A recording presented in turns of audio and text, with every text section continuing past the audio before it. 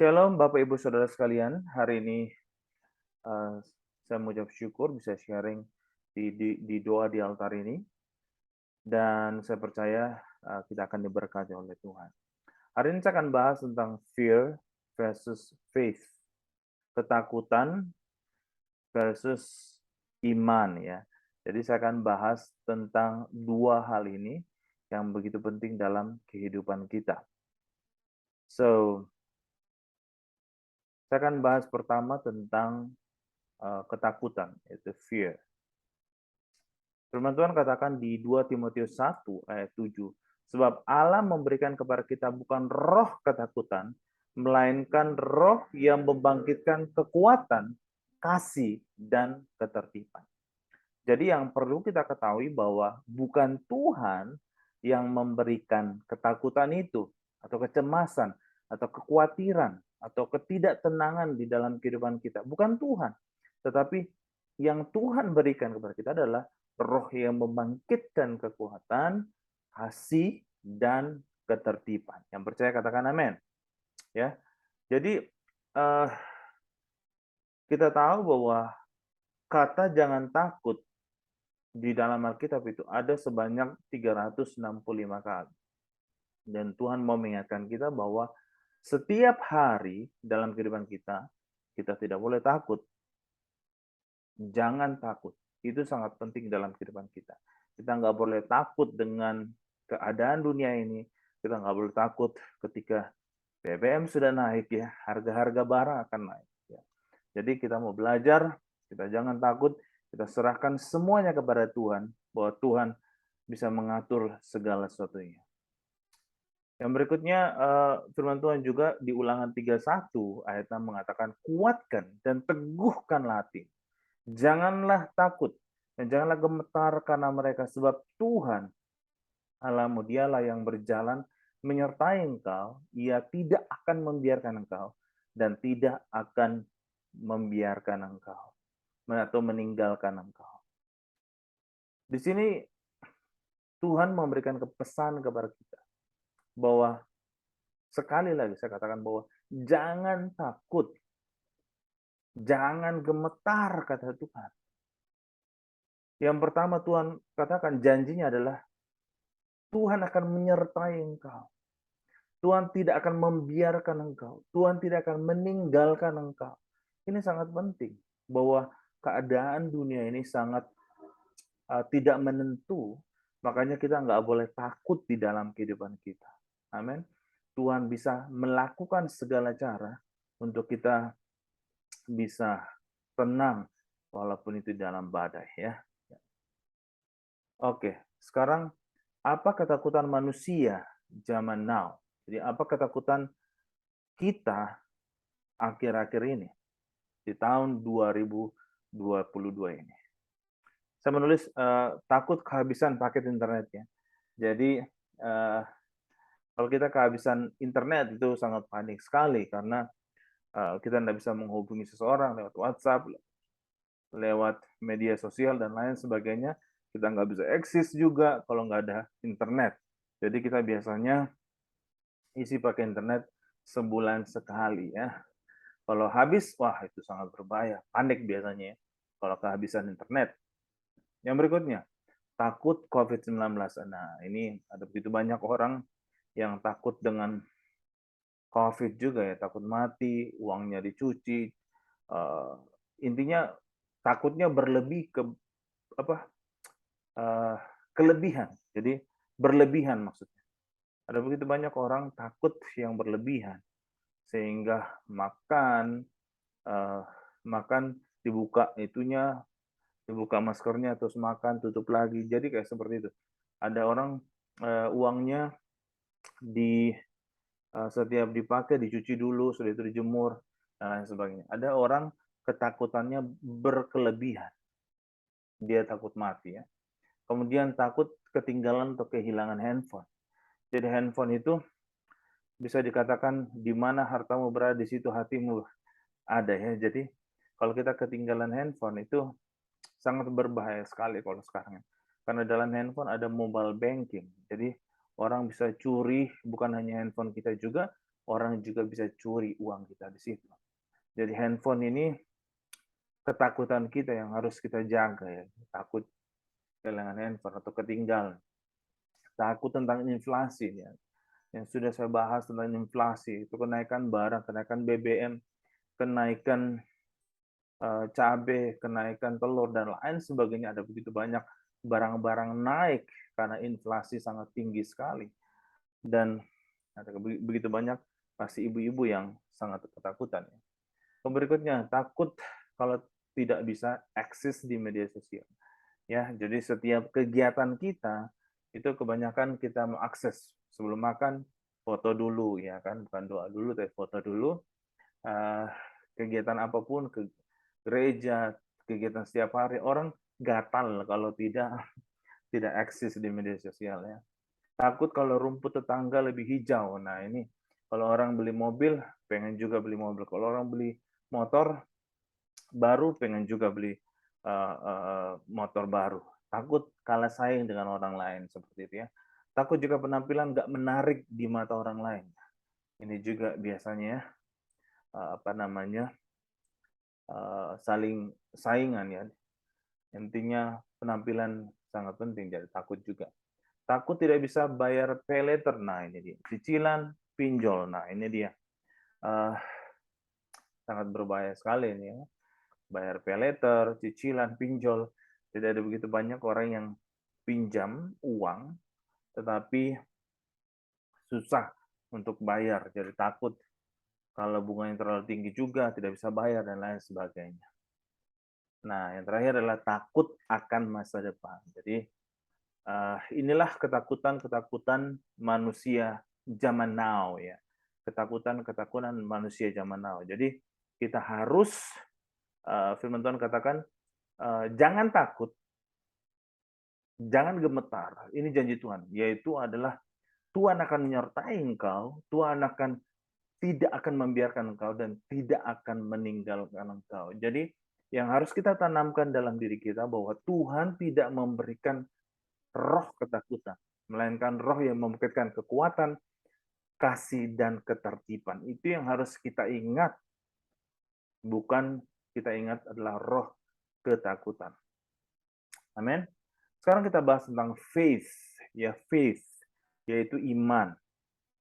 Ya kita tahu bahwa Ibrani 11 ayat 1 mengatakan iman adalah dasar dari segala sesuatu yang kita harapkan dan bukti dari segala sesuatu yang tidak kita lihat. Ya, pasti kita sudah hafal sekali ya. Iman itu adalah sederhananya iman itu adalah keyakinan atau kepercayaan sepenuhnya kepada Allah bahwa Allah telah bekerja di balik layar dalam sebagian kehidupan kita meskipun kita belum melihat buktinya. Jadi seperti itu saudara ya. Kita tahu bahwa Tuhan belum memberikan hal itu kepada kita, tapi kita sudah yakin, kita sudah percaya. Misalnya ketika kita sakit, kita berdoa, Tuhan saya percaya, saya bisa sembuh. Itu karena ada iman, karena ada Tuhan, kita percaya kepada Yesus Kristus Tuhan, sehingga kita bisa yakin bahwa kita bisa sembuh. Amin. Nah, sama seperti di Markus 5 ayat 36, Lukas 8 ayat 50, di sini sama-sama mengatakan, jangan takut, ini Tuhan Yesus yang mengatakannya, jangan takut, percaya saja. Tuhan katakan seperti itu. Wah, kamu nggak mungkin sembuh. Kamu nggak mungkin bisa, kamu nggak mungkin matamu tidak bisa melihat, dan lain sebagainya sakit penyakit. Tapi Tuhan mengatakan, jangan takut, percaya saja. Yesus sendiri atau Tuhan Yesus sendiri mengatakan jangan takut, kita harus punya iman, kita percaya. Jadi iman sama dengan percaya.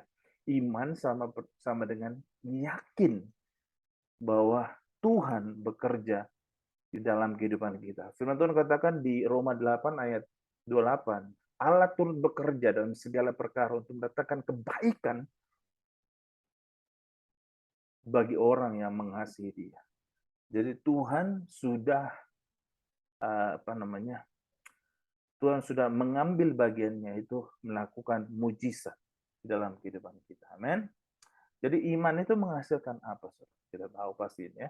Iman menghasilkan berkat, kesembuhan, mujizat, damai sejahtera, sukacita, kemenangan, dan terobosan yang baru di dalam kehidupan hidup kita. Ada breakthrough, ada terobosan yang baru di dalam kehidupan kita. Jadi itulah fear versus faith, yaitu ketakutan, bahwa kita nggak boleh takut. Yang harus kita tunjukkan kepada Tuhan adalah iman. Kita harus percaya saja. Ya. Nah, yang berikutnya adalah what is the storm? What is the storm? Jadi apa itu badai? Ya, badai. Badai itu adalah masalah. Jadi selama kita masih bernafas, selama kita masih hidup, maka masalah itu akan silih berganti dalam kehidupan kita. Kemudian ada pergumulan, ada pencobaan, ada ketidakpastian akan masa depan, ada goncangan, ada tantangan. Jadi badai itu seperti itu, saudara. Ada masalah, pergumulan, dan lain sebagainya. Nah, ketika kita menghadapi badai di dalam kehidupan kita, sekarang apa respon kita? Ya, apakah respon kita adalah fear, ketakutan, atau respon kita adalah faith, faith atau iman? Jadi bagaimana kehidupan kita ini ketika kita menghadapi badai, tantangan, goncangan, ketidakpastian akan masa depan, pencobaan, pergumulan, masalah dalam kehidupan kita. Bagaimana respon kita? Respon kita apa? Kita takut terhadap masalah atau respon kita ada iman, yaitu kita percaya kepada Tuhan. Tuhan dapat melakukan segala perkara untuk mendatangkan kebaikan bagi orang yang mengasihi Dia. Roma 8 ayat 28. Amin. Jadi kita harus punya iman. Kita akan memberikan ilustrasi seperti angkat beban. Nah, ketika kita angkat beban, maka otot kita akan semakin kuat dan besar. Betul nggak ya? Kalau orang setiap hari fitness, maka dia akan angkat beban dan dia akan semakin kuat dan semakin besar. Nah, sama halnya dengan semakin banyak masalah atau semakin banyak badai kehidupan dalam kehidupan kita, seharusnya kita semakin kuat, ya. Seharusnya kita semakin besar imannya. Seharusnya kita semakin dahsyat, semakin menjadi orang yang luar biasa. Bukannya semakin lemah dan putus asa. Justru bagus ada masalah. Justru bagus ada badai kehidupan. Sehingga kita tetap percaya kepada Tuhan. Ya, Allah turut bekerja dalam kehidupan kita. Yang percaya katakan amin. Amin. Kita nggak boleh lemah, kita nggak boleh putus asa. Sebab firman Tuhan katakan, 1 Korintus 10 ayat 13 mengatakan, pencobaan itu biasa, kata Tuhan. Itu biasa. Tidak melebihi kekuatan kita, tidak melampaui kekuatan kita. Dan Tuhan akan memberikan jalan keluar. Ya, ada buku tertulis seperti ini, Wallace aja Keles. Jadi ini bukunya tertulis Wallace aja Keles. Jadi setiap ada masalah, setiap ada pergumulan, goncangan, ketidakpastian dalam hidup, tantangan, badai dalam kehidupan kita, kita seharusnya bilang seperti ini, saudara. Wallace aja Keles. Nah, ini dia bahasa Jawa ya. Sama-sama bilang sama saya. Atau tulis di chat, terserah saudara. Kalau ada masalah, kalau ada pergumulan, sama-sama kita bisa katakan kecil, sama kayak Bu Nelly bilang, kecil. Atau kita bisa bilang juga, Wallace aja Keles. Ya. Jadi kita bisa bilang, dan aduh masalah kayak gini, gampang lah. Kita harus bilang, Wallace aja Keles. Jadi seperti itu saudara. Nah, saya akan bahas ada 4 hal. Setelah saya bahas ada 4 hal, saya akan memberikan kesaksian, saudara ya. Memberikan kesaksian. Secara cepat saya akan bahas 4 hal ini. Jadi kita tahu bahwa saya bahas tadi tentang fear, tentang ketakutan. Lalu saya sudah bahas juga tentang faith, yaitu iman. Jadi kita jangan takut, tetapi kita percaya. Kita percaya kepada Tuhan. Tuhan dapat melakukan segala perkara untuk mendatangkan kebaikan di dalam kehidupan kita. Amin. Amin. Ada 4 hal sehingga kita mempunyai iman yang berani. Matius 14 ayat 22 sampai 36. Jadi saya akan bahas hanya di sini saja ya. Di 4 topik ini saya akan bahas di ayatnya Matius 14 ayat 22 sampai 36. Oke, yang pertama the prayer in the storm. Jadi berdoa di dalam badai. Jadi setiap ada masalah, tantangan, kita harus berdoa di dalam badai. Sama seperti yang dialami Tuhan Yesus. Kita akan baca secara cepat Matius 14 ayat 22 sampai 24 saja.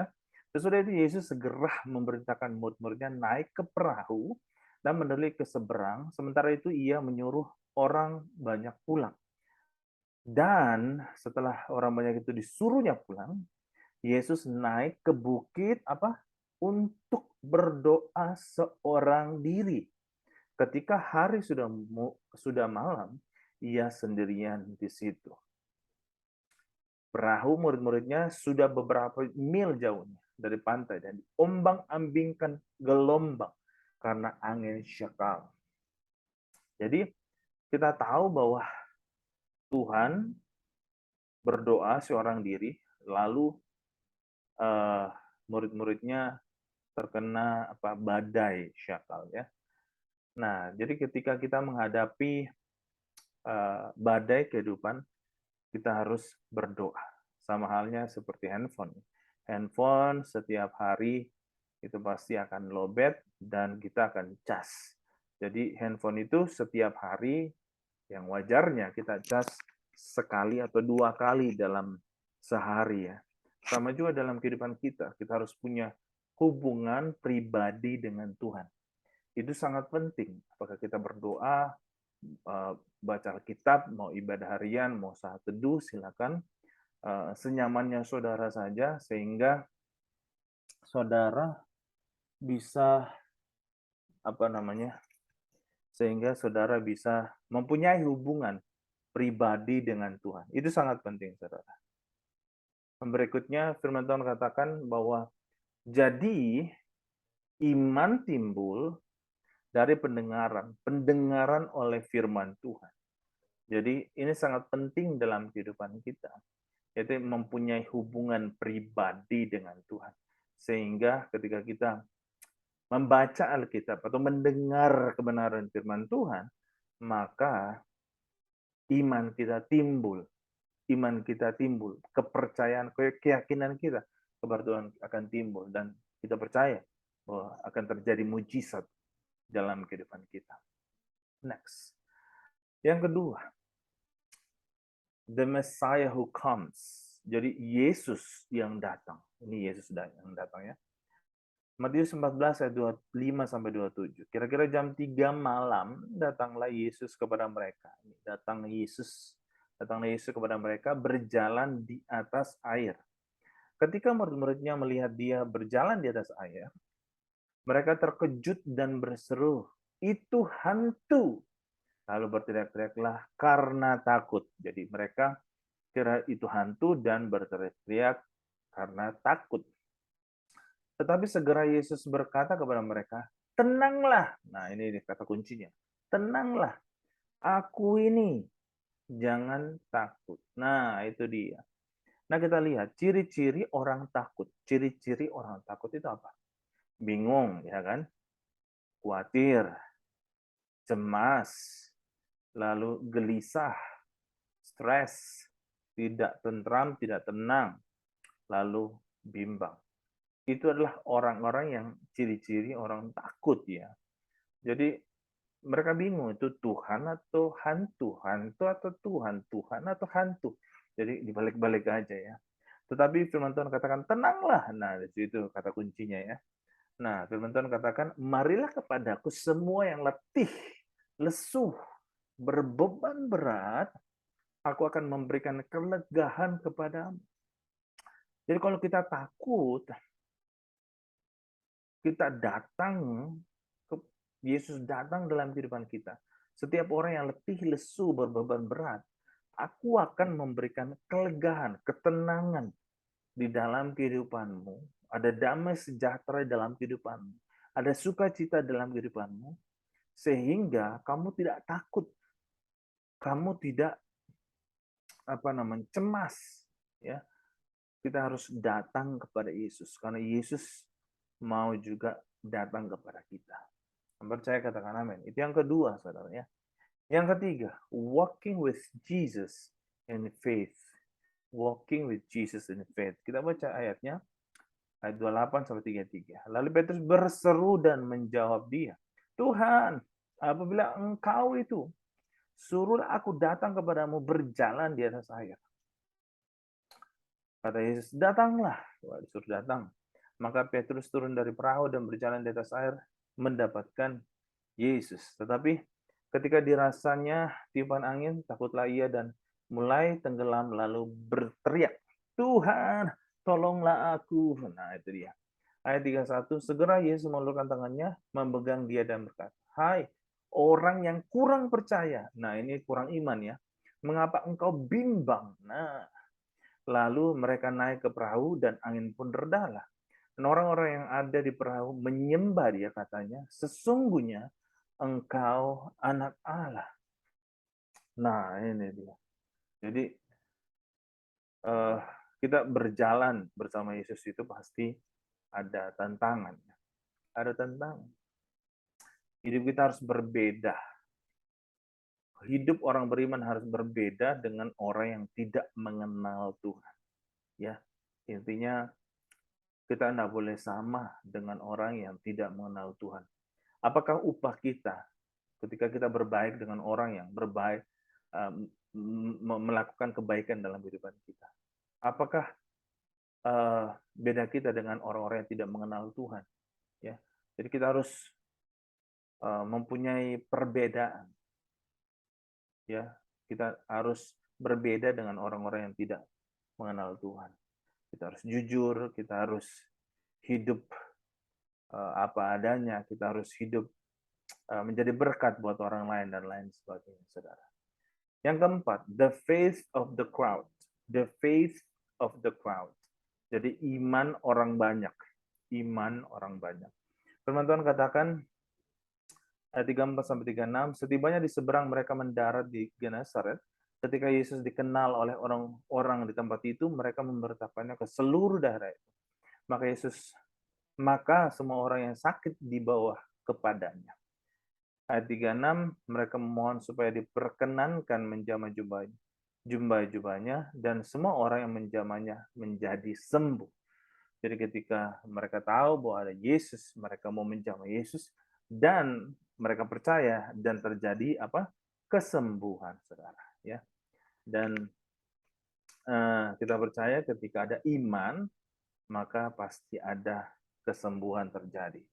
Ya, seperti ilustrasi ini kuota smartphone paket unlimited. Ketika kita pakai kuotanya unlimitednya, maka di sini dikatakan internet 24 jam di semua aplikasi. Jadi ketika kita pakai paket unlimited, ketika kita percaya kepada Tuhan, maka kita bisa mengakses ketika kita bisa mengakses iman tersebut atau kita percaya, maka bisa terjadi kesembuhan, pemulihan dan lain sebagainya, ya, saudara. Jadi iman sama dengan percaya saja. Iman sama dengan percaya saja, ya. Seperti saya katakan, jadi iman bisa menghasilkan berkat, kesembuhan, mujizat, damai sejahtera, sukacita, kemenangan dan terobosan baru di dalam kehidupan kita. Dan hal itu unlimited. Karena Tuhan katakan jangan takut, percaya saja. Nah, jadi kita ini milik Kristus dan kita berhak menerima janji Allah. Dan kita percaya semua itu pasti akan digenapi oleh Tuhan. Tuhan katakan segala perkara dapat kutanggung dalam Dia yang memberikan kekuatan kepadaku, ya. Jadi kita percaya sekalipun ada masalah, ada badai, Tuhan sanggup untuk melakukan yang terbaik dalam kehidupan kita. Oke, sekarang saya ingin bersaksi, ya, saudara, ya. Saudara tahu ini siapa? Ya, coba ditebak. Nah, ini dia adalah kakak saya, karena sudah tahu ya mungkin kesaksian saya. Jadi saya berpindah kepada kesaksian kakak saya. Daniel Adrianus Blatan namanya, saudara ya. Saya kan cerita di tahun 2007 atau 2008 waktu itu, waktu dia masih SMA. Jadi pada waktu itu dia masuk rumah sakit, ada berbagai macam penyakitnya. Ada hepatitis akut, jadi hepatitis ada penyakitnya, ada tipes atau demam tifoid namanya, nama istilahnya. Yang ketiga adalah demam berdarah. Jadi dia mengalami sakit penyakit di dalam tubuhnya dan dia masuk rumah sakit berulang kali, saudara ya. Nah, kita lihat. Nah, dan ketika dia mengalami sakit penyakit, apa yang terjadi? Jadi dia juga itu tidak lulus ujian di SMA 2 di Makassar. Dia tidak lulus ujian, saudara ya. Lalu setelah itu dia ikut paket C.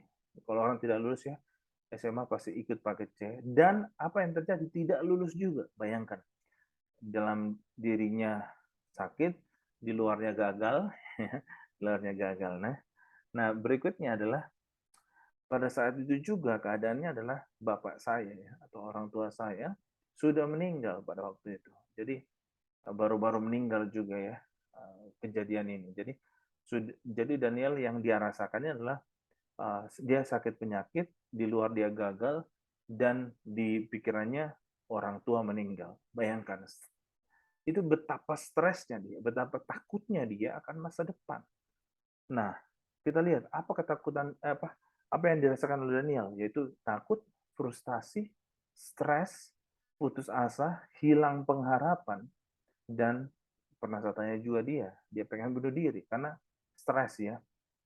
Jadi dari dalam, dari luar, dan dari pikiran dia sudah stres ya. Umur dia masih berapa waktu itu ya? Masih kecil, tahun 2002, tahun 2007 atau 2008. Pas juga berdekatan orang tua kami meninggal. Ya, seperti itu saudara ya. Tetapi beberapa tahun kemudian dia ikut KKR yang ada di Makassar. Lalu pendeta itu mengatakan, percaya saja, kamu pasti sembuh.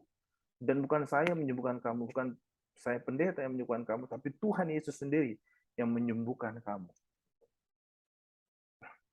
Dan ketika saya mendengar hal itu, dia percaya, ya, dia percaya, dia punya iman, dia tidak takut lagi akan penyakitnya.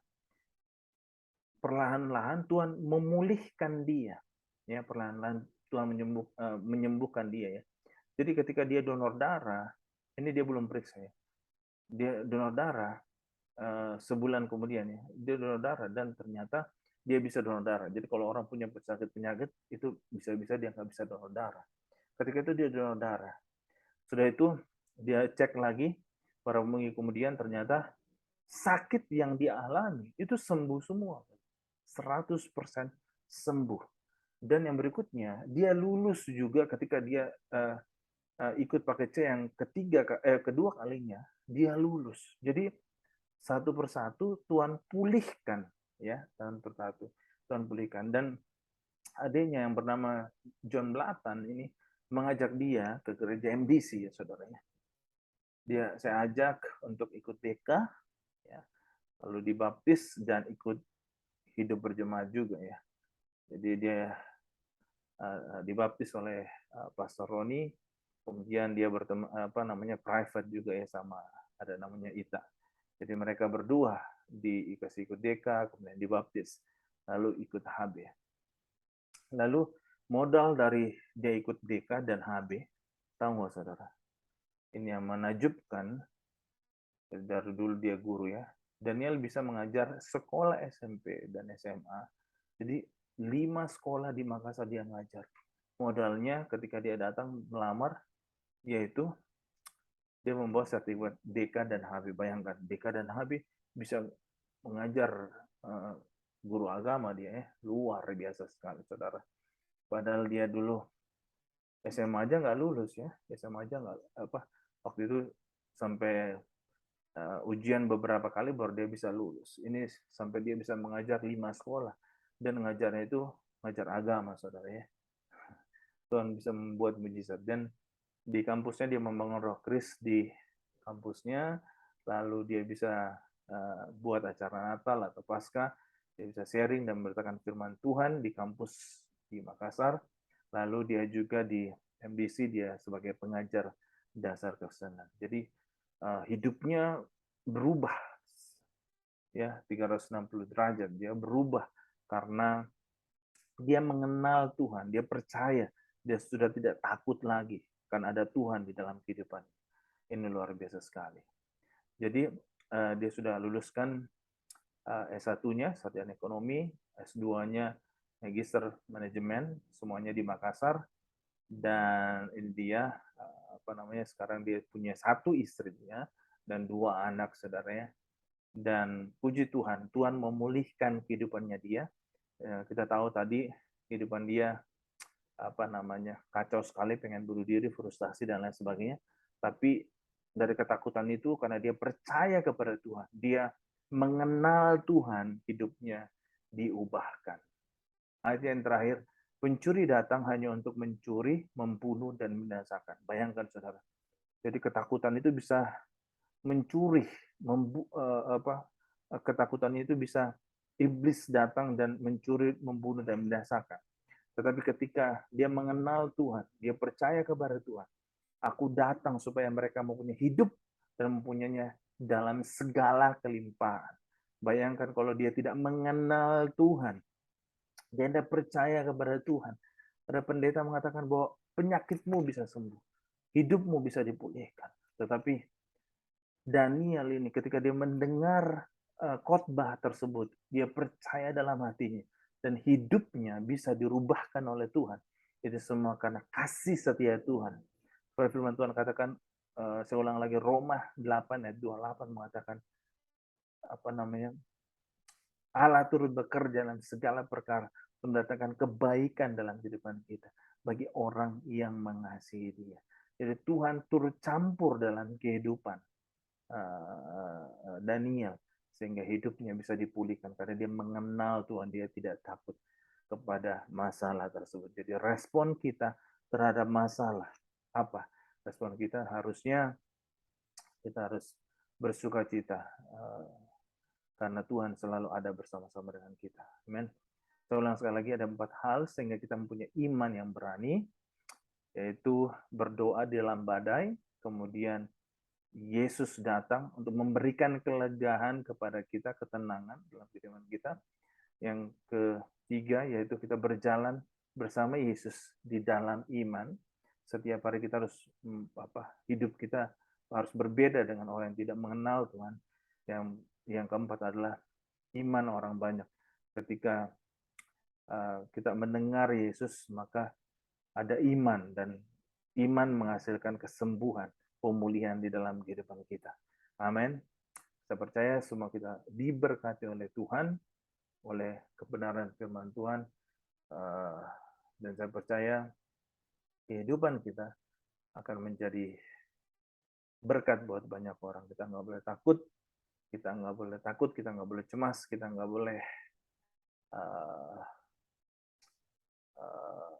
boleh takut akan masa depan, sebab Tuhan selalu ada bersama-sama dengan kita. Ada janji Tuhan, itu Tuhan akan menyertai kita, Tuhan tidak akan membiarkan kita, dan Tuhan tidak akan meninggalkan kita. Kita jangan takut, sebab Tuhan ada selalu bersama-sama dengan kita. Yang percaya katakan amin. Terima kasih, Tuhan Yesus memberkati. God bless you all.